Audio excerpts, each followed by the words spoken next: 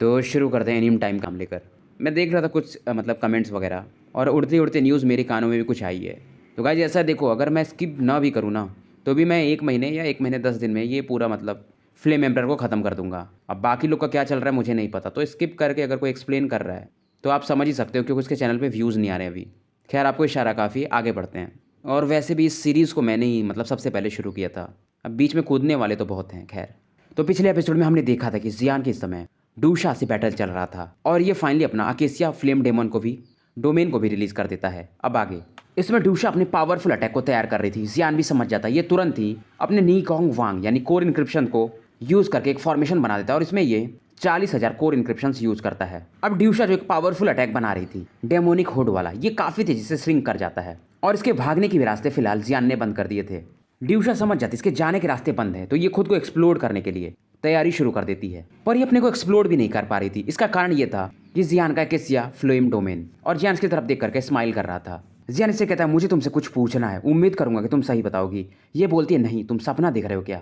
तो basically evil tribe के हर एक बंदे पर एक एविल पैटर्न होता है, तो ये सामने वाले को कुछ बता भी नहीं सकते हैं। ज़ियान तुरंत ही अपने स्पिरिचुअल अवतार से जायोली को भी बाहर निकाल देता है। अब जायोली तुरंत ही ड्यूशा के दिमाग में एंटर कर जाता है। अंदर जाते ही जायोली को पिच ब्लैक लाइंस मिलती हैं जो इसे ब्लॉक कर रही थी। इसे ब्लॉक करने के लिए यानी हटाने के लिए ज़ियान फाइनली अपने चारों जो फ्लेम का फ्यूजन था एम्बर होली फ्लेम को यूज करता है और फाइनली जो पिच ब्लैक पैटर्न जो इसको ब्लॉक करता जायोली को, यह डिस्ट्रॉय हो जाता है और जायोली फाइनली इसके माइंड में एंटर कर जाता है। जायोली इस ड्यूशा की मेमोरी को देखने लगता है। ज़ियान इसकी मेमोरी को देखता है, इसमें मतलब एविल किंग्स दिखते हैं। फिर भी इसको इतना समझ में आ जाता है कि इस ड्यूशा का भी जो पावर है एविल क्लैन में टॉप लेवल का है नहीं, तो उतने ज़्यादा इन्फॉर्मेशन ज़ियान को भी नहीं मिलता है। इससे भी ज़ियान को अब ज़्यादा इन्फॉर्मेशन मिलता नहीं, तो ये इसे अपने होली फ्लेम से इस ड्यूशा को पूरी तरह से जला करके खाक कर देता है।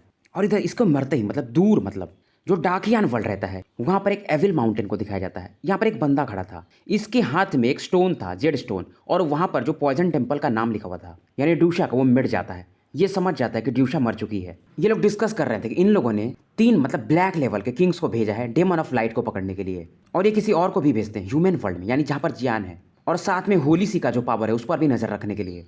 ये बंदा जो भी रहता है कहता है कि डेमन ऑफ लाइट, तुमने ही तो मतलब डेमन वर्ल्ड को छोड़ करके हमारे एविल वर्ल्ड में आई थी और तुम ही हमें हमारे क्लैन को धोखा दे रही हो। ये बंदा मतलब इसको डेमन ऑफ डार्कनेस कहा जाता था। इसका स्ट्रेंथ का कोई फिलहाल यहाँ पर अंदाजा बताया नहीं गया है। बैटल खत्म होती थोड़ी देर बाद कालीन के पास में यिंगिंग आती है और कहती क्या आप ठीक हो। कालीन भी इसे देख करके स्माइल करती है। कालीन भी जैसा ज़ियान के बारे में सोचती थी ज़ियान वैसा ही था, मतलब अगर कोई इसके लिए एहसान करता है तो ज़ियान उसे ऐसा छोड़ता नहीं है। अब कालीन को यिंगिंग लेकर यहाँ से निकल जाती है। कालीन को ये लोग इन्फॉर्म करते हैं कि मतलब यहाँ पर 3700 लोग आए थे एविल क्लैन वाले और सबको मतलब मौत के घाट उतार दिया गया है। कालीन भी इस दौरान हुई को थैंक यू बोलती है। अब ज़ियान भी इस स्पिरिचुअल माउंटेन पर आ गया था। ये लोग डिस्कस कर रहे थे। इस दौरान ज़ियान बोलता है एल्डर झूला और यांची कैसे हैं। इनको मतलब ये लोग बताते हैं कि मूफेंग वगैरह तो लौट गए, किंगजिन भी अपने शहर लौट गई और यांची इस समय शायद रिट्रीट पर हैं। वो 4 स्टार डाउजियन में ब्रेक थ्रू के लिए इस समय कल्टीवेट कर रहे हैं। तो फिलहाल कालीन ये सब बता रही थी और ज़ियान और यिंगिंग चुपचाप सुन रहे थे। तभी ज़ियान को फाइनली याद आता और ये पूछता है यूरू कहाँ पर है। यूरू के बारे में ये लोग बताते हैं कि शायद इमॉर्टल वर्ल्ड में एंटर कर गई है। अब कालीन ने इस समय ज्वालिंग कॉन्टिनेंट को पूरी तरह से संभाल लिया था। अब ज़ियान इस समय कालीन से कहता है जब हम यहाँ का मैटर मतलब सॉल्व कर लेंगे तो लोअर प्लेन से जाकर के इसके जो भी लोग हैं सबको यहाँ पर ये लाएगा। ये सुनते ही कालीन भी एक बार को कांप जाती, फिर कहती अभी तुम्हारा क्या इरादा है। इस समय कालीन और यिंगिंग दोनों ज़ियान की तरफ देख रही थी। कालीन समझ जाती है ज़ियान से कहती मेरे हिसाब से जूनेर अच्छी होगी और वो शायद डाकियान वर्ल्ड में या डोयून कॉन्टिनेंट में हो सकती है, क्योंकि कालीन ने इस समय अपने कई सारे गुप्तचर को भेज करके गु युवान और जूनेर का थोड़ा बहुत पता लगवा लिया था। एल्डर झूकुन के बारे में इसे भी अभी तक कुछ पता नहीं रहता है। अभी ज़ियान कुछ बोल ही रहता तभी यहाँ पर एक फैमिलियर फिगर प्रकट होते हैं। ये बेसिकली फेंटियान, पॉइजन सेट की सेट मास्टर और एल्केमिस्ट हॉल के भी शायद कोई पावरफुल इंसान रहते हैं। मतलब टोटल यहाँ पर 10-12 लोग आते हैं। अभी जो एल्केमिस्ट हॉल का बंदा रहता है इसका स्ट्रेंथ 2 स्टार डाउजियन पर ही रहता है, पर इसका सोल पावर इमॉर्टल लेवल पर रहता है। ज़ियान भी इनको मतलब रेस्पेक्ट देता है। फेंटियान कहते हैं ज़ियान मेरा तुमसे एक रिक्वेस्ट है। ज़ियान बोलता है अरे आप रिक्वेस्ट क्यों कर रहे हैं बताइए बस। ये तुरंत ही ज़ियान से कहते हैं कि पूरे यहाँ पर जो भी फोर्सेस है सबको इंटीग्रेट कर दो, मिला दो एक में। कई लोग मानने को तैयार नहीं थे, पर फेंटियान कहते तुमको क्या लगता है अगर ज़ियान आया नहीं होता तो तुम लोग बचते भी। यहाँ पर ज़्यादातर लोग मतलब ज़ियान को सपोर्ट कर रहे थे। 2-3 लोग थे जो मतलब अभी भी सहमत नहीं थे। तो जब से सोलोमन क्लैन खत्म हुआ था इसको रिप्लेस कर दिया था मूव फैमिली ने, और वही स्वॉर्ड सेक्ट भी मतलब काफी पावरफुल हो गया था। ज़ियान कहता है अगर जो मान नहीं रहा है उसे डायरेक्टली मार दो। अब जैसे ही अपना सोल पावर रिलीज करता है, पिल वैली के भी जो मास्टर थे वो हैरान थे। अब यहाँ पर एक वुमेन और एक मैन मान नहीं रहते ज़ियान के बाद। ज़ियान तुरंत अपने एम्बर फ्लेम को रिलीज करता है और साथ में सोल पावर को, और इनसे बोलता है अगर आप लोग सहमत नहीं हो तो इस वर्ल्ड को छोड़ के चले जाओ। अब ये ज़ियान के स्ट्रेंथ को देख करके एकदम चुप ही हो जाते हैं। ये समझ जाते हैं और कहते हैं कि ठीक है हम लोग आपकी बात मानते हैं। और सभी फोर्सेस को एक में मिलाने का काम जियान इस समय हुई को दे देता है और ये कहता है मतलब किसी को डिस्ट्रॉय मत करना, हम अकॉर्डिंगली इनको बांट देंगे लेवल के हिसाब से। मतलब जो टीम सोल पावर में अच्छी रहेगी उसको ये इन्वेस्टिगेशन के लिए यूज करेगा और जो डिफेंसेस में अच्छा रहेंगे उन्हें इनकी जो बाउंड्री का एरिया रहेगा उसे डिफेंस को गार्ड करने के लिए। ऐसे ही करके मतलब जियान का प्लान था। यिंगिंग भी हैरान थी, मतलब जियान इतना ज्यादा गुस्से में कैसे हो सकता है। कालिन कहती है इसका तरीका है ताकि ये लोग, कुछ लोग होते हैं जो फोर्सफुली ही मानते हैं, तो जियान वैसा ही करता है। फिर भी यहाँ पर कुछ लोग अनकन्विंस है। जियान बोलता है अगर तुम अच्छा करोगे तो मैं तुम्हें एक इमोर्टल लेवल 4th ग्रेड का पिल भी दूंगा। ये सुनते हैं सभी लोग अब तो काफी ज्यादा खुश हो जाते हैं और जियान की बात वैसे भी मान लेते हैं। अब वही कहते हैं क्योंकि हम एक नया सेक्ट बना रहे हैं तो इसका नाम क्या होगा। सभी लोग अपना अपना नाम बता रहे थे, जैसे कि इसका हम नाम 10,000 फ्लेम वर्ल्ड रख देंगे, कोई बोल रहा था एंडलेस टेरिटरी, कोई बोल रहा था land of fire. Finally Kaelin बोलती है और ये कहती है इसका नाम हम शायद एंडलेस फायर टेरिटरी रख सकते हैं। ये सुनकर के जियान भी खुश हो जाता है और मानो इसके होली फ्लेम भी इसमें सहमति जता रहे हो। इन सभी लोगों को जियान यहाँ से निकाल देता है फिर, और ये इमोर्टल लेवल के पिल को रिफाइन करना शुरू करने वाला था क्योंकि जियान को इसके बाद काफी लंबा ट्रैवल करना था। अब धीरे धीरे जो जुआनलिंग कॉन्टिनेंट में जितने भी सेक्टर रहते हैं एंडलेस फायर टेरिटरी को ज्वाइन करने लगते हैं और इस एंडलेस फायर टेरिटरी का जो बेस एरिया माना जा सकता है, कोर एरिया, वो मिस्टीरियस स्पिरिट था माउंटेन, जहां पर कि कालिन और जियान रहते थे। तो कुछ ही समय में जो जुआनलिंग कॉन्टिनेंट का रैंकिंग था जो सबसे नीचे माना जाता था, थोड़ी समय में जियान इतने पावरफुल लोगों के कारण ये तीसरे नंबर पर आ जाता है। टॉप पर वो टियांगजिंग कॉन्टिनेंट और डोयून कॉन्टिनेंट अब रह जाते हैं। थर्ड नंबर पे जुआनलिंग कॉन्टिनेंट और चौथे नंबर पे हाउ हाई कॉन्टिनेंट हो जाता है। यिंगिंग और काइलिन ने कई सारे मेडिसिनल मटेरियल्स जियान के कहने पर इकट्ठा किए रहते हैं। उसके बाद जियान एक स्टोन रूम में अकेले चला जाता है और यहाँ पर पिल रिफाइन करना शुरू कर देता है। तो जियान ये जो पिल बनाने जा रहा था, अगर कोई बंदा 3 स्टार डाउ जियान पर हो तो आराम से एक लेवल ऊपर जा सकता है इसको खाने के बाद। और ये सभी इमोर्टल रैंक 5th ग्रेड के पिल को बनाने के लिए सोच रहा था। अभी जियान सोच ही रहा था तभी इसकी बॉडी से जायोली बाहर आ जाता है। तो जियान को अब बेसिकली जायोली कहता है कि तुम अब हो सके हो, तुम मतलब इमोर्टल रैंक 5th ग्रेड के पिल रिफाइन कर सकते हो, इसमें मैं तुम्हारी मदद भी कर सकता हूँ। तो जियान का इरादा था 20 इमोर्टल लेवल के पिल्स बनाने का और शायद इसमें शायद 1-2 महीने तो लग ही जाएंगे। तो पिल्स बनाने में क्या क्या लगने वाला है मैं उतना बताता नहीं हूँ फिर। अब क्योंकि जियान इस प्रोसेस में अपने चारों प्रकार के होली फ्लेम मिक्स पावर को यूज कर रहा था तो ये प्रोसेस काफी ज्यादा शॉर्ट हो गया था। इस दौरान समय काफी तेजी से बीत रहा होता है और 20 दिन निकल गए रहते हैं। जायोली के हिसाब से जियान थोड़ी समय में इमोर्टल लेवल को पार करके हेवनली रैंक का एक अल्केमिस्ट बन सकता है। 3 दिन इस दौरान और बीत गए रहते हैं। अब बेसिकली पिल एक दूसरे से फ्यूज नहीं होना चाहते थे पर जियान अपने सोल पावर से इन्हें फाइनली फ्यूज करने लगता है। अभी इसमें और भी से कई सारे इंग्रेडिएंट्स को मिलाना था। अब जियान का धीरे धीरे जो स्पिरिचुअल पैलेस रहता है वो 3 तल्ला तो पहले ही भर चुका था।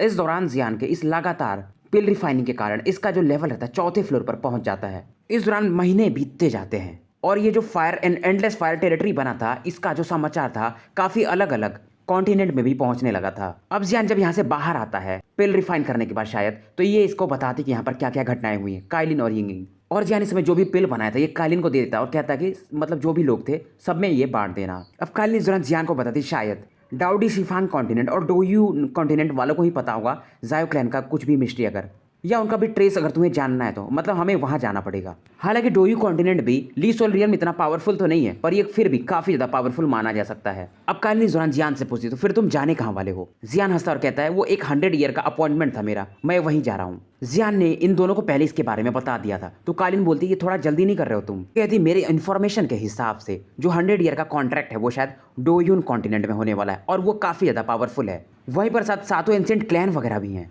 काइलिन इस समय मतलब पहले तो नॉर्मली बोले थी फिर बाद में गुस्सा हो जाती है। तो जियान कहता है फिर तुम्हारे हिसाब से मुझे क्या करना चाहिए। काइलिन कहती है फिलहाल मेरे हिसाब से हमें टियांगजिंग कॉन्टिनेंट और हाउ हाई कॉन्टिनेंट का समर्थन लेना पड़ेगा ताकि हम बाद में डोयून कॉन्टिनेंट के लोगों से डील कर पाएं। काइलिन बताती है तुम्हारे जाने के बाद टियांगजिंग कॉन्टिनेंट ने हमें सपोर्ट किया था तो वैसे तुम्हें जाना चाहिए वहां पर जियान इस दौरान सोचता है, ये डिसाइड तो कर लेता है कि ये टियांगजिंग कॉन्टिनेंट जाएगा पर टियांगजिंग कॉन्टिनेंट और जुआनलिंग कॉन्टिनेंट के बीच में कोई ऐसा रिलेशन तो है नहीं तो ये लोग हमारा हेल्प क्यों कर रहे हैं। तभी काइलिन कहती है अगर तुम्हें याद हो तो फेंगजियान पवेलियन में एक लड़की पढ़ती थी किंगजिन। जियान कहता हाँ उसका मिस्टीरियस बैकग्राउंड था तो वो लड़की जो है वो टियांगजिंग कॉन्टिनेंट की रॉयल फैमिली की है। अब जियान को पूरा माजरा समझ में आ जाता है। अब जियान सोचता है कि अंदर जाकर एक कमरे में सोएगा पर वहां पर फिलहाल काइलिन और यिंगिंग जाके सो जाती है तो जियान को बाहर ही सोना पड़ता है पूरी रात, मतलब एक लकड़ी के घर में। फाइनली अगले दिन की सुबह होती है। अब इस दौरान एक बंदा आता है जो सफेद घोड़े पर शायद आता है। ये काफी हैंडसम मैन था और ये इस समय जुआनलिंग कॉन्टिनेंट में शायद आ रहा था। इस बंदे का स्ट्रेंथ शायद 4 स्टार डाउ जियान के पीक पर था और ये टियांगजिंग कॉन्टिनेंट का था। और फाइनली मतलब जियान वगैरह से आकर के मिलता है। इसका नाम लिन किंग वैन होता है। तो टियांगजिंग कॉन्टिनेंट को स्टार कॉन्टिनेंट भी कहा जाता है।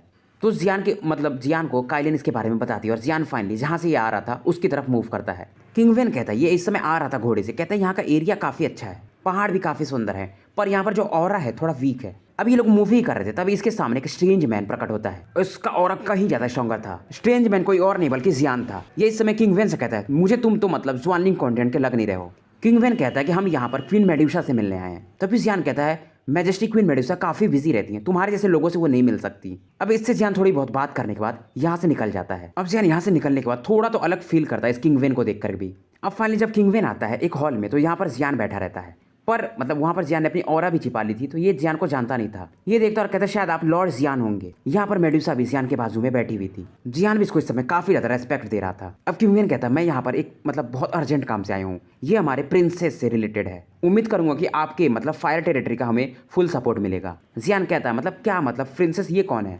ये बोलता है उनका नाम किंगजिन है। जियान को तुरंत याद आता है। ये पूछता है क्या उसके साथ कुछ गड़बड़ है क्या? तो किंगवेन बताता है कि बेसिकली रॉयल फैमिली में इस समय कंपटीशन या मतलब जो उत्तराधिकारी है उसका डिसीजन होने वाला है, और इनमें टॉप 3 लोग हैं, उसमें से एक प्रिंसेस भी हैं। किंगवेन बताता है कि मतलब इनके स्टार कॉन्टिनेंट वाले ऐसा चाहते नहीं थे कि ये ज्वानलिंग कॉन्टिनेंट को सपोर्ट दे, फिर भी किंगजिन के कारण ही ऐसा संभव हो पाया था। पर जियान कहता है क्योंकि हमारा एंडलेस फायर टेरिटरी अभी बना है, तो मैं शायद इसमें तुम्हारी ज़्यादा हेल्प ना कर पाऊँ। तभी कहता है हमारा वैसा इरादा नहीं है, हमको बस आप लोग का सपोर्ट चाहिए। मतलब आप हमारे प्रिंसेस किंगजिन के साथ मतलब सपोर्ट में खड़े रहें, और अगर हमारी प्रिंसेस जीत गई तो वैसे भी आपके एंडलेस फायर टेरिटरी यानी ज्वानलिंग कॉन्टिनेंट के साथ हमारा और अच्छा रिलेशन हो जाएगा। अब कालिन भी चाहते थे कि जियान इस समय वहां पर जाकर इस किंगजिन को सपोर्ट करे, तो ये फाइनली तैयार हो जाता है। अब किंगविन अपने कमरे में आ गया था। फिर फाइनली इसको एक न्यूज आता है कि इसके साथ बस जियान अकेले जाने वाला है। ये सुनते हैं जो किंगविन के साथ लोग बैठे हुए थे, बोलते ये जियान काफी ज्यादा मतलब एरोगेंट है, ये अकेले अगर क्या कर लेगा। तभी किंगविन कुछ सोचता और कहता है ये जियान मतलब काफी डेयरिंग बंदा माना जाता है, और ये कहता है वैसे भी अगर जियान अपनी पूरी टीम भी भेज दे तो हमारे जो कॉन्टिनेंट यानी ट्यांगजिंग कॉन्टिनेंट का मैटर वो सॉल्व नहीं हो सकता है। फिर भी ये सोचता ठीक है देख लेते ये जियान वहां पर करता क्या है, क्योंकि किंगजिन के समय वहां पर काफी सारे दुश्मन हैं। पर किंगविन जानता था कि एंडलेस फायर टेरिटरी धीरे धीरे समय के साथ काफी ज्यादा पावरफुल होती जाएगी, क्योंकि किंगजिन ने इसको बोला रहता है कि वहां पर एक बंदा जियान है, और जब तक वो बंदा है वो एरिया ज्वानलिंग कॉन्टिनेंट हमेशा ग्रो करता रहेगा। अब तो वैसे भी इसका नाम एंडलेस फायर टेरिटरी हो गया है। अब इस समय रात होती है, जियान कालिन और हिंगिंग जगे रहते हैं, क्योंकि उनको मालूम था अगली सुबह जियान जाने वाला है। कालिन इस समय जियान को बताती नहीं कि इसको डेमन वर्ल्ड जाना है। अगर जियान को ये बता देती तो जियान इसके साथ डायरेक्टली वहां जाने को तैयार हो जाता, और हिंगिंग जियान से कहती मैं सिस्टर कालिन के साथ ही फिलहाल रहूंगी, क्योंकि इस समय हिंगिंग के बॉडी में 2 होली फ्लेम रहते हैं, और इसका स्ट्रेंथ इतना काफी नहीं कि ये जियान की हेल्प कर पाए। ये जियान के लिए बर्डे नहीं बनेगी, और हिंगिंग को लग रहा था कि ये जल्दी ही ट्रांसफॉर्म होकर के थोड़ी समय में और पावरफुल हो जाएगी। अब फाइनली अगले दिन की सुबह होती है, और किंगवेन के साथ जियान अब निकलने लगता है। जाने के लिए लोग इस समय स्पेस चैनल का यूज करते हैं। जियान इस समय चला जाता है, और कालिन और हिंगिंग इसे बाय भी कहने नहीं आते, क्योंकि जियान एकदम सुबह ही निकल गया था। इसके जाने के बाद स्पेस चैनल के पास ये दोनों आती हैं, और हिंगिंग इस दौरान कहती है अगली बार जब तुम लौटोगे तो मैं कहीं ज्यादा पावरफुल रहूंगी। अब क्योंकि इस समय हिंगिंग के बॉडी में भी फ्लेमिंग मंत्र है, तो इसका जो लेवल है वो समय के साथ काफी जल्दी स्ट्रांग होने वाला है। अब कुछ लोग सोच रहे थे कि जियान ने फ्लेमिंग मंत्रा दे दिया तो उसके पास क्या होगा, तो यार फ्लेमिंग मंत्र एक टेक्निक है, तो वो जियान के पास तो हमेशा ही रहेगा ना। अब ये जो ट्यांगजिंग कॉन्टिनेंट था ये जो टॉप 4 में सेकंड नंबर का कॉन्टिनेंट माना जाता है। इस दौरान ये इसे बताता है किंगवेन कि हमारा जो ट्यांगजिंग कॉन्टिनेंट है ये वुड एट्रीब्यूट पर ज्यादा बना है, और किंगवेन कहता है कि इनके जो रॉयल फैमिली में लोग हैं उनका वुड एट्रीब्यूट कहीं ज्यादा पावरफुल है, और उसके टेक्निक्स भी। अब वुड एट्रीब्यूट का नाम सुनते ही जियान के अंदर एक अलग ही हलचल मचने लगती है, क्योंकि इसकी बॉडी में भी वुड एट्रीब्यूट है, पर फिलहाल इसने उसके ज्यादा स्किल्स प्रैक्टिस नहीं किए हैं। तभी जियान को याद आता है कि ट्यांगजिंग कॉन्टिनेंट को तो स्टार कॉन्टिनेंट भी कहा जाता है, यानी ये पावर ऑफ स्टार्स के लिए फेमस है, यानी कुछ तो गड़बड़ है। तभी किंगवेन कहता है कि जो पावर ऑफ स्टार्स था वो धीरे धीरे समय के साथ खत्म हो गया, और फिलहाल यहाँ पर अब वुड एट्रीब्यूट ज्यादा चलता है।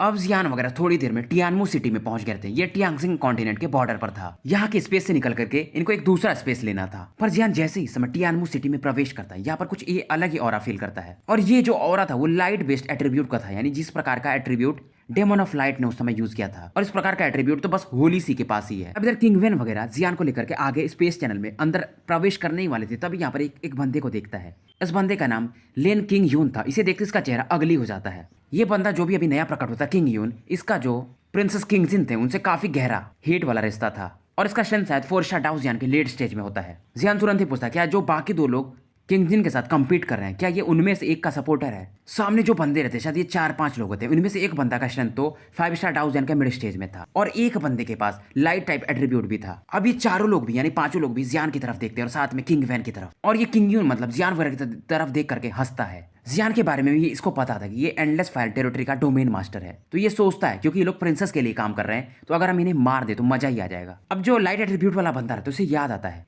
जायोयान, ये नाम सन ऑफ लाइट ने इन लोगों को मेंशन किया था। सन ऑफ लाइट वही बंदा है जो जुनेर से शादी करना चाहता था, अगर आपको याद हो तो। अब जियान भी इसकी तरफ देखता और समझ जाता तो ये बंदा एक होली सी का है, और ये होली सी का जो बंदा था इसका स्ट्रेंथ 6 स्टार डाउ जियान पर था। हालांकि जियान का स्ट्रेंथ मतलब गिर चुका था पहले से, 5 स्टार डाउ जियान मिड स्टेज में आ गया था। नहीं तो अगर ये यिंगिंग को पावर नहीं दिया होता अपना तो ये 5 स्टार डाउ जियान लेट स्टेज में, और किसी होली फ्लेम अगर ये खा लिया होता तो ये शायद 6 स्टार के पीक के आसपास हो सकता था।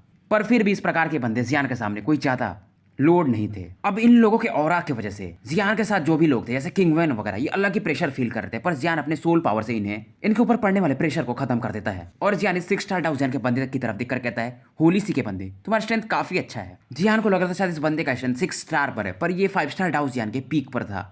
इस बंदे ने अपने डोमेन पावर को भी यूज कर दिया था, पर जियान अपने हेवनली सीड के पावर से इसके डोमेन पर अटैक कर देता है। अब फाइनली ये बंदा जब जियान के अटैक को खाता है तो ये अपना ओरिजिनल पावर यानी होली सी का जो कपड़े रहते हैं सफेद टाइप में उसको रिलीज करता है। सबको ये नजर आने लगता है। अब किंगवेन का चेहरा तो और भी ज्यादा मतलब उदास हो चुका था, और ये लोग मतलब प्रिंस लिन फेंग को सपोर्ट कर रहे थे। जियान स्माइल करता है इस बंदे की तरफ, कहता है मैं टेरिटरी एंडलेस फायर टेरिटरी का डोमेन मास्टर हूँ। मैं किसी भी बंदे को बिना नाम जाने मारता नहीं हूँ। अब ये बंदा भी समझ गया था कि जियान कहीं ज्यादा पावरफुल है, तो ये अपना नाम जियान को बताता है, church Huang of the holy sea, cultivator Huang मतलब इसे आप कह सकते हो। होली सी का जो पावर डिवीजन था जियान को पहले से पता था, क्योंकि लियू किंग से मिलने के बाद से इसको थोड़ा बहुत अंदाजा हो गया था। होली सी में 6 मेजर बिलीवर्स माने जाते हैं, और टॉप लेवल में आर्च बिशप वगैरह पोप वगैरह आते हैं। अब इधर जो ये हुआंग था ये काफी सारे मंत्र पढ़ने लगता है और गॉडेस ऑफ लाइट के पावर को यूज करता है। ये जियान की बकवास सुनना नहीं चाहता था, और लाइट पावर जो बेसिकली रहता है वो मंत्र पर ही बेस्ड रहता है। अब इस दौरान जियान पलटता है, ये अपना अटैक तैयार कर रहा था, वही जियान किंगवेन से पूछता है, इन्हें मार दो तो क्या मतलब है, मतलब क्या हमें मिलेगा। अब जियान के बगल में जो किंगवेन के साथ 2-3-4 गार्ड रहते हैं वो कहते हैं मार दोगे, इतना आसान नहीं है। किंगवेन तुरंत ही इसके जो साथी रहते हैं उनको चुप करवाता है। किंगवेन स्माइल करता है और कहते हैं, अगर जियान आप इसे मार दिए तो हमारे प्रिंसेस किंगजिन के लिए काफी ज्यादा फायदा हो सकता है। अब इतना सुनते जियान अपने एंशिएंट जुआन रूलर को बाहर निकलता है। इसमें ये फिलहाल अपने ग्रेट हेवनली सीड का पावर मिक्स करता है और डायरेक्टली इस कल्टीवेटर हुआंग की तरफ एक स्लैश अटैक मार देता है। अब जियान का अटैक इसकी तरफ बढ़ रहा था, ये मंत्र ही पड़ रहा था अभी तक। तभी इसके बॉडी से एक व्हाइट हेलो निकलता है जो जियान के अटैक को ब्लॉक करने लगता है। इसका डिफेंस को देख करके जियान हंसता और कहता है, अगर तुम मुझसे नहीं मिले होते तो शायद तुम बच भी जाते। और तुरंत ही इसके बाएं हाथ पर वो जो एम्बर फ्लेम रहता है वो प्रकट होता है, और इसका जो व्हाइट हेलो डिफेंस रहता है तुरंत ही मानो गायब हो जाता है। और जियान तुरंत इसको अपने एंशिएंट जुआन रूलर से कई भागों में काट देता है। इसे भी लगा भी नहीं था, ये बंदा शायद 5 स्टार डाउ जियान पीक या 6 स्टार डाउ जियान पर था, पर जियान के हाथों इतना जल्दी मारा जाएगा। इसको मारने के बाद जियान यहाँ पर जो बाकी 3 या 4 लोग थे उनकी तरफ बढ़ता है। अभी 3 ब्लैक रोड फिगर में एक बंदा काफी ज्यादा पावरफुल रहता है, कहता है कि तुम एंडलेस फायर टेरिटरी के जियान सच में काफी पावरफुल हो, पर तुम आज मुझसे मिल गए हो। और इस बंदे को देख करके किंगवेन कहता है, ये बंदा तो मतलब बिलीवर माना जा सकता है, 6 मेजर बिलीवर्स में से एक है। और इसे देखते ही इस समय किंगवेन का चेहरा इस समय मन उदास हो गया हो, क्योंकि जो बिलीवर्स होते हैं 6 मेजर बिलीवर्स कैटेगरी वाले, इनका स्ट्रेंथ मिनिमम 6 स्टार डाउ जियान से तो शुरू ही होता है, और इनके पास जो फाइटिंग स्किल्स होती है होली सी की वो टॉप लेवल की होती है। अब ये जो बंदा दूसरा वाला होली सी का था, ये ओल्ड मैन ये जियान की तरफ देखता और कहता, तुमने मेरे एक बंदे को मारा है तो तुम यहाँ से बचकर नहीं जा सकते। ये बंदा चाहता तो ये कल्टीवेटर हुआंग को बचा सकता था जियान के चंगुल से, पर ये इसको एक मौका चाहिए था कि जियान किसी को मार दे और इसके पास मौका रहे इसे खत्म करने का। इस बंदे का स्ट्रेंथ 6 स्टार डाउ जियान के मिड स्टेज में होता है, और जियान इससे कहता है, तुम्हारे लेवल का बंदा, तुम्हें लगता है तुम मुझे मार पाओगे। अब ये बंदा इतने गुस्से में होता है कि अपनी बॉडी को इसमें लाइट बीम से कवर्ड करता है, मानो एक व्हाइट हेलो के समान, और काफी तेजी से एक ईगल क्लॉ अटैक जियान की तरफ लेकर के बढ़ जाता है। जियान भी इसे देखता है और तुरंत अपने हॉट एक्सप्लोजन टेक्निक को यूज करता है, और इसका स्पीड भी कहीं ज्यादा बढ़ जाता है। अब किंगवेन दूर से इस बैटल को देख रहा था। ये जो होली सी का बंदा था ये क्लोज कॉम्बैट में काफी महारत हासिल किया हुआ था, और लगातार ये दोनों इस समय जियान और ये होली सी का बंदा फाइट कर रहे होते हैं। अब ये बंदा देख रहा था कि जियान को हरा नहीं पा रहा है, तो ये तुरंत ही पीछे हटता और एक powerful technique singing fighting skill use करता है, और ये काफी खुश था कि अब ये इस अटैक से जियान को मार देगा। जियान हंसता है और तुरंत ही the array of immortal silk and wine use करता है, और तुरंत ही आसपास मानो कई सारे पेड़ वगैरह उगने लगते हैं। अब होली सी वाला बंदा भी कहता है, ये बंदा जितना सिंपल दिख रहा है ये उतना है नहीं, क्योंकि जियान ने इस समय जो फॉर्मेशन यूज किया था वो कहीं ज्यादा पावरफुल था। अब जियान के फिगर को भी ये लोग देख नहीं पा रहे थे, और इन सभी को यानी किंगवेन वगैरह को भी जियान इस समय बचा लिया रहता है। अब जियान इन पर अटैक करने ही वाला था, तभी ये मतलब एक ऑरा फील करता, और ये सोल पैलेस का ऑरा था। इसमें किंगवेन वगैरह भी देते कि जियान का चेहरा अगली हो गया। जियान से ये पूछते क्या हुआ, जियान बोलता है कुछ अनइनवाइटेड गेस्ट यहाँ पर आ चुके हैं, और इस मौके का फायदा उठाकर ये होली सी वाला बंदा भी जियान के इस फॉर्मेशन को तोड़ देता है, क्योंकि जियान जो था वो वैसे भी इस फॉर्मेशन के ऑरा को कम कर दिया था। जियान का चेहरा वैसे भी पेल पड़ चुका था। तभी आसमान में एक बंदा जो मतलब ब्लैक ऑरा में ढका हुआ रहता है हंसता है और कहता है, होली सी का बंदा और एंडलेस फायर टेरिटरी का जियान, काफी अच्छा मौका है आज। होली सी वाला बंदा भी इसमें घबरा जाता है, क्योंकि सोल पैलेस को ये लोग भी पहचानते थे। जियान यहाँ से भागने को देखता है, तभी ये बंदा ब्लैक लाइट से मानो जियान को ब्लॉक कर दिया हो। इस दौरान कोई देखता नहीं, पर जियान स्माइल कर रहा था, और ये बंदा कहता है, तुम सभी लोग मुझे अपना सोल दे दो, नहीं तो वैसे भी तुम बच के नहीं जा सकते हो। और सामने जो बंदा आया था सोल पैलेस का, इसका स्ट्रेंथ 6 स्टार डाउ जियान के पीक पर होता है। तो आगे बढ़ने से पहले अरे यार जल्दी से जा करके टेलीग्राम ज्वाइन कर लो ना, लिंक तो दिया है मैंने। अगर लिंक नहीं खुल रहा है तो एनीम टाइम सर्च करो सीधा, वहाँ पर आपको मेरा लोगो दिख जाएगा, तो ज्वाइन कर लो, क्योंकि वहीं पर मैं अपडेट्स दे देता हूँ। इंस्टा पर मेरे को टाइम नहीं मिलता है, इंस्टा को मतलब यूज़ करने के लिए शायद मेरे को अभी थोड़ा टाइम लगेगा। होली सी वाले जानते थे, हालांकि सोल पैलेस काफ़ी मतलब छोटा माना जाता था, पर इसके जो पीछे का बैकग्राउंड था वो कहीं ज़्यादा स्ट्रॉन्गर था, तभी तो ये लोग ग्रेट 1000 वर्ल्ड में इतना आराम से कहीं भी घूमते रहते थे। अभी सोल पैलेस वाला बंदा फिफ्थ बिलीवर की तरफ देखता और कहता है अब मुझे सोल अपने दे दो, और दूसरी तरफ इसने जियान वगैरह को डायरेक्टली अपने ब्लैक ऑरा से बाइंड कर दिया था। फिफ्थ बिलीवर तुरंत ही अपने लाइट पावर से यहाँ पर जो भी ब्लैक ऑरा थी उसको प्यूरीफाई कर देता है। तो फाइनली ये जो सोल पैलेस वाला बंदा रहता है इसकी ओरिजिनल बॉडी दिखने लगती है, मतलब इसकी बेसिकली जो बॉडी थी वो सोल बॉडी थी। अब ये सोल बॉडी भी काफी तेज से अपना ऑरा बढ़ाने लगती है, और ये फिफ्थ बिलीवर कहता है तुम भी मारे जाओ और साथ में मैं इस जियान को भी यहाँ से कैप्चर करके ले जाऊंगा। अब होली सी के बंदे का इस प्रकार के रॉब को दिख करके ये फाइनली सोल बॉडी वाला बंदा सोल पर ही अटैक को यूज करता है। ये तुरंत ही जो अपना अटैक यूज करता है इसे एक ब्लडी मिस्ट बनते हैं और उसमें 2 आंखें बन जाती हैं, और ये जो ब्लडी मिस्ट वाला बंदा था इसके अंदर मानो बस किलिंग इंटेंट ही हो, यानी एक किलिंग मशीन जैसा था। अब ये ब्लड कलर्ड जायंट बंदा काफी तेजी से फिफ्थ बिलीवर की तरफ बढ़ने लगता है। फिफ्थ बिलीवर में फिर से अपने एक सोल पावर को डॉन ऑफ लाइट प्यूरिफिकेशन कुछ संस्कृत मंत्र पढ़ते हुए इस पावरफुल अटैक को लॉन्च कर देता है। जियान बीच में चुपचाप, ऐसा लग रहा था ये बंधा गया है, पर ये जानबूझकर ऐसा किया था और इस फाइट के मजे ले रहा होता है। और वहीं जो लिंकिंग वेन था जियान के बाजू में, ये कहता है शायद ये जो सोल वाला बंदा है ये शायद इनके थर्ड प्रिंस को सपोर्ट कर रहा होगा, जैसे कि प्रिंस लिन फेंग को होली सी वाले सपोर्ट कर रहे थे। ये बताता है कि लास्ट प्रिंस का नाम लिन फेंगिया है। ये बंदा काफी मिस्टीरियस माना जाता है, तो इसका सोल मतलब क्लैन से लगता है शायद कुछ कनेक्शन है। जियान कहता है फिर तो ये काफी इंटरेस्टिंग है। और इधर जियान अंदर ही अंदर 50,000 कोर इंक्रिप्शन को कंडेंस कर चुका था, और अभी भी इसके कोर इंक्रिप्शन बढ़ते जा रहे थे। और इधर वो जो ब्लड कलर जायंट था इस प्यूरिफिकेशन ऑफ लाइट के कारण कंप्लीटली डिस्ट्रॉय हो जाता है, फिर भी ये सोल बॉडी हंस रहा था। और जैसे ये घोषली बॉडी ब्लडी बॉडी डिसइंटीग्रेट होती है, इसमें से कई सारे घोष निकलते हैं, और क्योंकि ये जो फिफ्थ बिलीवर था इस समय अटैक करने में बिजी था, तो ये जो घोष बॉडीज थी ये काफी तेजी से इसकी बॉडी पर टकराने लगती हैं। और फिफ्थ बिलीवर जो कि होली सा का एक पावरफुल एल्डर माना जा सकता है, ये काफी ज्यादा गुस्से में होता है, कहता है अगर तुम मुझे मार दिए तो हमारे होली सी वाले भी तुम्हें नहीं छोड़ेंगे। पर इसकी बातों को इग्नोर करते हुए ये जो सोल बॉडी वाला बंदा था एक पावरफुल अटैक इसके चेस्ट पर एम करके मार देता है, और इस अटैक के कारण तुरंत ही फिफ्थ बिलीवर मारा जाता है। वही समय डोयुन कॉन्टिनेंट को दिखाया जाता है जो कि टियांगजिंग कॉन्टिनेंट से भी हजारों कोसों की दूरी पर होगा। यहाँ पर एक मतलब एंशिएंट टेंपल को दिखाया जाता है। इस टेंपल के अंदर में मतलब कई सारे दिए मानो जल रही हों, और यहाँ पर एक ओल्ड मैन बैठे रहते हैं और तुरंत ही अपनी आंखें खोलते हैं, और यहाँ पर जो दिए जल रहे थे उसमें से एक दिया बुझ जाता है, यानी कि इनको पता चल जाता है कि इनका फिफ्थ बिलीवर मारा जा चुका है। ये जो एरिया था बेसिकली होली सी का चर्च ऑफ सोल्स यानी कि कोर एरिया माना जा सकता है। ये बंदा सोचने लगता है इसके टॉप ऑफिशियल्स को किसने मार दिया। ओल्ड मैन काफी गुस्से में होता है, ये कई सारे लोगों को वहां पर जहां पर ये हादसा होता है इसको पता रहता है तो भेज देता है। अब फिफ्थ बिलीवर के मरने के बाद इसके साथ के जो भी बंदे रहते उनका चेहरा ही मानो उतर गया था। अब जो फिफ्थ बिलीवर का सोल बॉडी रहता है वो यहाँ से निकल रहा था, इसे तुरंत ही ये सोल क्लैन का बंदा लेने जाता है, और इस मौके का फायदा उठा करके ये जो तीनों बंदे थे यहाँ से भागने को देखते हैं, और उधर उस सोल पैलेस वाले बंदे ने फिफ्थ बिलीवर का सोल भी खा लिया था, तो इसका ऑरा फिर भी थोड़ा बढ़ गया था। इस बंदे को फिफ्थ सोल गार्ड कहा जा सकता है। ये जियान की तरफ तुरंत आता और कहता है अगर मेरे मतलब मालिक ने आदेश नहीं दिया होता तो मैं तुम्हें कब का मार दिया होता, मुझे नहीं पता क्योंकि तुम मेरे सोल पैलेस के लिए काफी कीमती हो इसलिए मैं तुम्हें लेकर जाऊंगा। ये बंदा जियान से कहता है कि तुम्हें कैसे पता कि मैं फिफ्थ सोल गार्ड हो सकता हूँ, तुम काफी जानते हो, फिर भी अगर तुम्हारी आखिरी इच्छा है तो मुझे बता सकते हो। और ये तुरंत स्पेस चैनल बनाने लगता है कि जियान को यहाँ से लेकर जा सके। तभी जियान कहता है कुछ ज्यादा जल्दी नहीं कर रहे हो। जियान तुरंत एक मूव करता है और ये अकेसिया फ्लेम टेरिटरी यानी अकेसिया फ्लेम डोमेन और साथ में इमोर्टल एरे को एक्टिवेट कर देता है, और पूरे एरिया को मानो एक फॉर्मेशन घेर लेती है जिसमें कि पिंक फील्ड को साफ देखा जा सकता था। जियान भी उस सोल मास्टर से मिलना चाहता था सोल पैलेस वाले से, पर फिलहाल इसका स्ट्रेंथ उतना था नहीं, और वैसे भी इससे पहले टियांगजिंग कॉन्टिनेंट का मैटर सॉल्व करना था। अब इसने 50,000 के आसपास कोर इंक्रिप्शंस पैदा किए थे, पर ये एक 6 स्टार डाउ जियान के पीक के बंदे से लेने के लिए काफी नहीं था। जियान यहाँ पर लगभग 60,000 कोर इंक्रिप्शंस यूज करता है। इस दौरान ये सोलोइंग फ्लेम टेक्निक और बाकी चीजें यूज करके अकेसिया डोमेन के कारण इसका स्ट्रेंथ बढ़ करके 6 स्टार डाउ जियान के लेट स्टेज में पहुंच जाता है। पहले ये सोल हाल वाला यानी बंदा फिफ्थ गार्ड स्माइल करता है कि तुम्हारा फॉर्मेशन काफी अच्छा है, पर मुझे ये रोक नहीं सकता। फिर जब इसकी नजर जियान के स्ट्रेंथ पर जाती है तो इसके हक्के पक्के उड़ जाते हैं। इस समय जियान अपने पूरे पत्ते ही मानो खोल दिया था। पहले तो ड्रैगन गॉड फर्स्ट चेन, फिर थर्ड चेन, और साथ में इसने अपने इमॉर्टल बर्ड को भी बाहर निकाल दिया था। अब इसके बाद जियान अपने उंगली को पुटकाता है और इसके हाथों में एम्बर फ्लेम आता, और इसे देखते ही ये फिफ्थ गार्ड तो मानो इसके और भी ज्यादा आवाज ही ना निकल रही हो, क्योंकि इस प्रकार का फ्लक्चुएशन होली फ्लेम का ही था। अब इसके बॉडी पर जो ब्लैक ऑरा दिख रही थी वो काफी तेजी से सप्रेस होने लगती है। घोष वर्ल्ड से बाहर आने के बाद जियान इस प्रकार के अटैक को यानी फुली पावर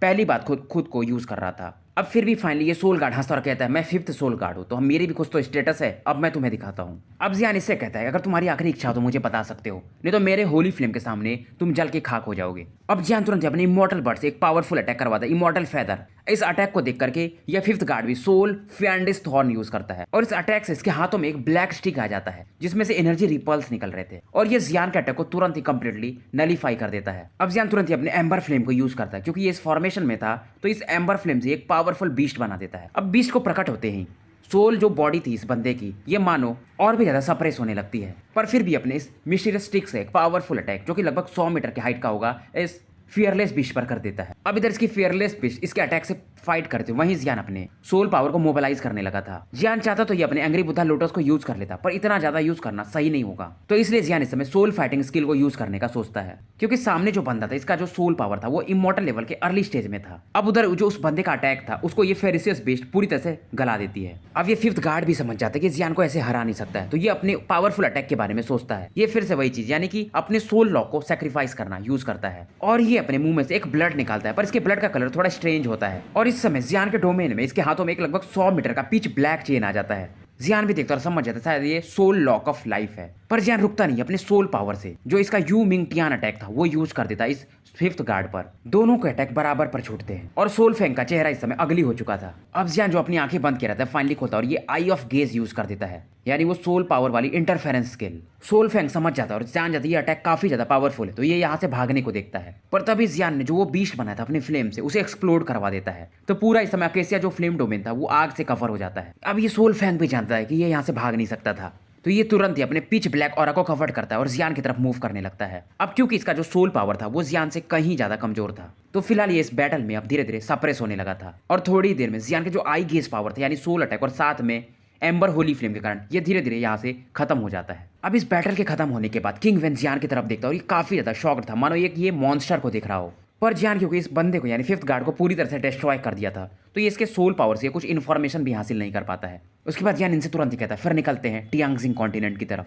और ये सभी समय स्पेस पासेज में एंटर कर गए रहते हैं। अब इधर जियान के जाने के बाद जहाँ पर वो बैटल हुआ रहता है यहाँ पर एक बंदा प्रकट होता है और यहाँ पर इस स्ट्रेंज फ्लेम को देख करके ये भी सोचने लगता है ये बंदा होली सी का एक मेंबर था। अब ये बंदा यहाँ पर जो भी इस फ्लेम के ट्रेसेस रहते हैं इसे रख लेता है ताकि इसके ओनर के बारे में पता लगाया जा सके। उसके बाद ये बंदा यहाँ से तुरंत ही निकल जाता है। अब इधर कुछ दिनों के बाद जियान वगैरह फाइनली टियांगजिंग कॉन्टिनेंट के कोर एरिया में एंटर कर गए रहते हैं। बोला ऐसा जाता है कि टियांगजिंग कॉन्टिनेंट में एंशिएंट टाइम में एक वॉरियर था जिसने कि स्टार के पावर को मास्टर कर लिया था, पर उसके जाने के बाद से यहाँ पर जो स्टार पावर्स थे मानो पूरी तरह से गायब हो गए थे, तो टियांगजिंग कॉन्टिनेंट को बेसिकली लिन फैमिली रूल करती थी। अब जैसे जियान वगैरह फाइनली पासे से बाहर निकलते हैं इनके स्वागत के लिए काफी सारे लोग खड़े थे। बीच में एक माउंटेन था जिसे शायद इन्हें पार करना था। अब जियान यहाँ पर टियांगजिंग सिटी को देखता है दूर से पहाड़ से, ये हैरान था क्योंकि ये सिटी कहीं ज्यादा बड़ी थी। अब ये लोग इस माउंटेन रेंज पर जाने लगते हैं जहाँ पर इनकी प्रिंसेस रहती थी। वहीं इस माउंटेन का सीन दिखाया जाता है। एक डार्क शेडो यहाँ पर प्रकट होती है और ये बताती है प्रिंसेस को कि किंगवेन आ चुका है लॉर्ड जियान के साथ। तो ये बंदी कोई और नहीं बल्कि किंगजिन होती है और ये अपने गार्ड से कहती है कि बाकी दोनों जो प्रिंसेस हैं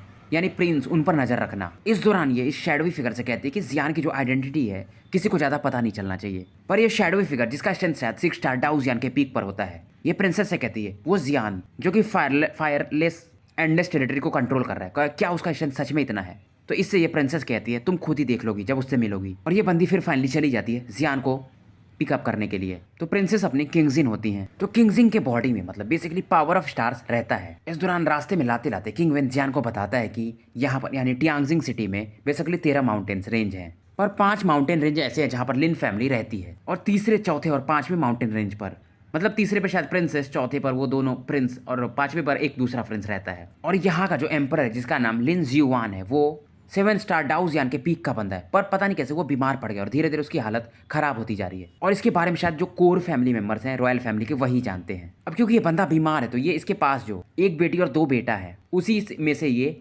अपना उत्तराधिकारी चुनना चाहता है। तो यहाँ पर ये बताता है कि मतलब 7 लोग हैं शायद, 7th प्रिंसेस है लिंग युनशु करके, पर उनका किलिंग वगैरह में और इन सब चीजों में मन ही नहीं लगता है। और ये बंदी भी फेंगजियान पवेलियन में गई थी पास्ट में, पर जब ये वापस लौटी तो पता नहीं कैसे मर गई। इसकी बॉडी में भी शायद स्टार पावर्स थे। और फिलहाल मतलब अगर देखा जाए तो पूरे टियांगजिंग सिटी में जो हमारी रॉयल प्रिंसेस हैं यानी कि किंगजिन, उन्हीं के बॉडी में स्टार पावर्स हैं। तो फाइनली मतलब ये तीनों लोग ही एम्परर की कंडीशन में हैं। तो ये सबसे बड़ा वाला बंदा उसका नाम लिंग फेंगिया है और शायद यही घोष क्लैन वालों के साथ नाता रखता है, सोल पैलेस वालों के साथ। अब ये लोग बात कर रहे होते हैं, यहाँ पर किसी को दिखाया जाता है कि किंग जिन ने अपने बंदों को भेजा था जुआनलिंग कॉन्टिनेंट में हेल्प के लिए, और यहाँ पर एक बंदा इन्हें बता रहा होता है, शायद ये यहाँ के एम्परर थे, कि हमें ऐसा पता चला कि जुआनलिंग कॉन्टिनेंट में एक एरिया डेवलप हो गया जिसे कि लोग एंडलेस फायर डोमेन कहते हैं, और इस बंदे ने एविल क्लैन वालों को काफी ज्यादा मारा है। और इन सब चीजों के बारे में लिन फेंग को भी पता होता है, यानी कि जो सेकंड प्रिंस रहता है। और ये जियान का नाम सुन के हंसता है थोड़ा, क्योंकि इसके हिसाब से जियान काफी वीक है। इसको पता रहता है कि जियान का स्ट्रेंथ 5 स्टार डाउ जियान के मिड स्टेज में है। लिन फेंग इस समय सोचता है कि ये एक पावरफुल बंदे,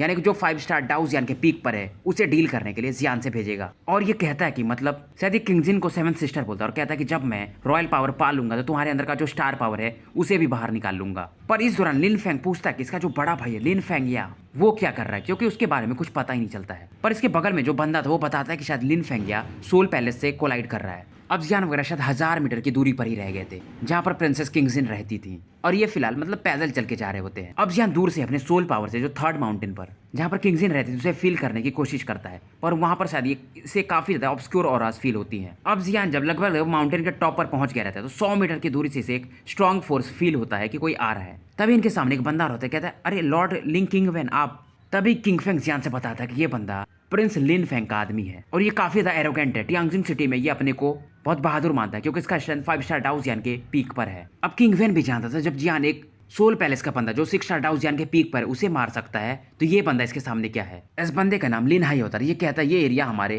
प्रिंस लिन फेंग का है, अगर तुम्हें यहाँ से जाना है तो तुम समझ सकते हो, तुम्हें पैसा देना पड़ेगा। तभी किंग वेन इसे कहता है कि ये मतलब प्रिंसेस किंग सेन का गेस्ट है, तो इसको ब्लॉक मत करो, नहीं तो तुम्हें पता है। और लिन हाई तुरंत ही अपने वुड एट्रीब्यूट डोमेन को रिलीज कर देता है। जियान देखता है मतलब 100 मीटर के एरिया में ये लोग कैप्चर हो चुके थे, और कहता है वुड एट्रीब्यूट ये अच्छा है, मतलब फायर एट्रीब्यूट को सप्रेस करने के लिए। जियान इससे कहता है अगर तुम मुझे मारना चाहते हो तो तुम कुछ भी नहीं कर सकते हो, तुम्हें शायद अपने प्रिंस को भेज देना चाहिए। और तुरंत ही अपने एंशिएंट जुआन रूलर को निकालता है। अब जियान के एरोगेंट लाइन को सुनकर लिन हाई तुरंत ही एक पावरफुल अटैक जो कि 100 मीटर फील्ड में काफी ज्यादा पावरफुल रहता है जियान की तरफ लॉन्च कर देता है। अब जियान देखता है तुरंत ही ये हेवनली किंग का जो सील पावर रहता है उसे यूज करता है। अब जियान किस प्रकार के अटैक को देखकर भी लिन हाई स्माइल कर रहा था। अब लिन हाई जब अपनी ऑरा को रिलीज करता है, यहाँ पर जो भी पेड़ वगैरह थे इसके रेंज में काफी तेजी से मानो जमीन से उखड़ के आने लगते हैं, और ये पूरी तरह से अपने को कई सारे पेड़ों से घेर लेता है। हालांकि जियान का ये जो पावर था हेवनली किंग का, इसके इस पेड़ रूपी डिफेंस को हिट करता है, पर जियान का पावर यहाँ पर नलीफाई हो जाता है। जियान भी हैरान था, मतलब इनका जो वुड एट्रीब्यूट है काफी स्ट्रॉन्ग है। लिन हाई कहता है तुम्हारा अटैक तो मतलब मानो रुई के समान था, काफी नरम।